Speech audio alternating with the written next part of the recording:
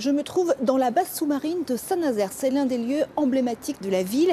La base a été construite par l'occupant allemand en 1941 et c'est devenu aujourd'hui un lieu culturel et festif. C'est aussi l'un des lieux labellisés patrimoine du XXe siècle. Deux églises ont également ce label ici à Saint-Nazaire. Nous avons poussé leurs portes à quelques jours de Noël.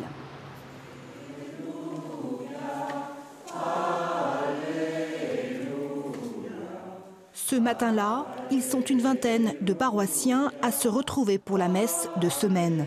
Janine est une fidèle depuis 30 ans. Je viens, c'est ma paroisse et puis je l'aime bien et c'est vrai qu'elle est moderne. Une architecture qui frappe d'emblée le visiteur. Un immense bloc de béton armé illuminé par des colonnes de vitraux et une multitude de petites croix. L'église Sainte-Anne a été construite juste après-guerre dans une ville meurtrie. Ce Christ qui ressemble à un prisonnier qui arrive des camps de concentration, ces ardoises qui représentent le sang de la guerre aussi, tout ça.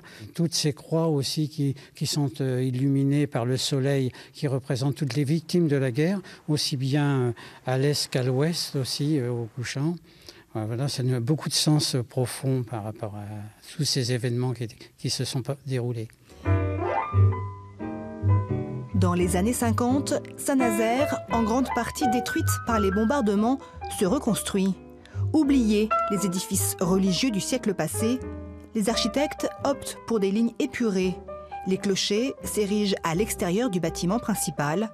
Les églises Sainte-Anne et Saint-Goard entrent dans la modernité voulue par le Vatican. On veut vraiment des églises qui soient dans leur temps. Donc le temps, c'est d'avoir des églises très volumineuses parce qu'il y a encore une pratique religieuse très très importante. On veut vraiment changer le culte et aller vraiment plus vers une église du peuple. C'est comme ça d'ailleurs que c'est souvent écrit par les architectes.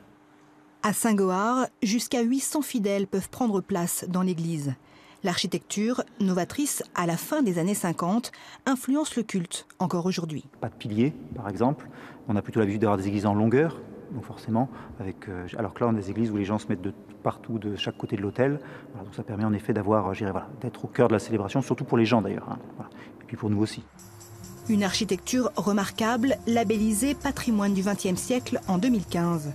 Cette fresque, réalisée à l'entrée de l'église Sainte-Anne par l'affichiste Paul Collin, illustrant les ouvriers de la navale au travail, a contribué à cette reconnaissance.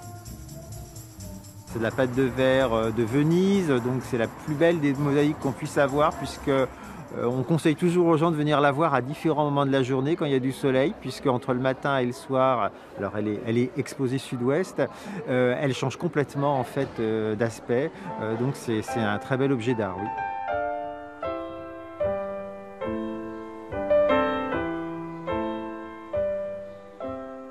Avec ces deux églises, ce sont au total 7 bâtiments qui ont obtenu ici ce label patrimoine du XXe siècle. Une étape de franchie vers une autre distinction espérée ici, toujours décernée par le ministère de la Culture, celle de Ville d'Art et d'Histoire. La ville de Saint-Nazaire s'est portée candidate au début de l'année.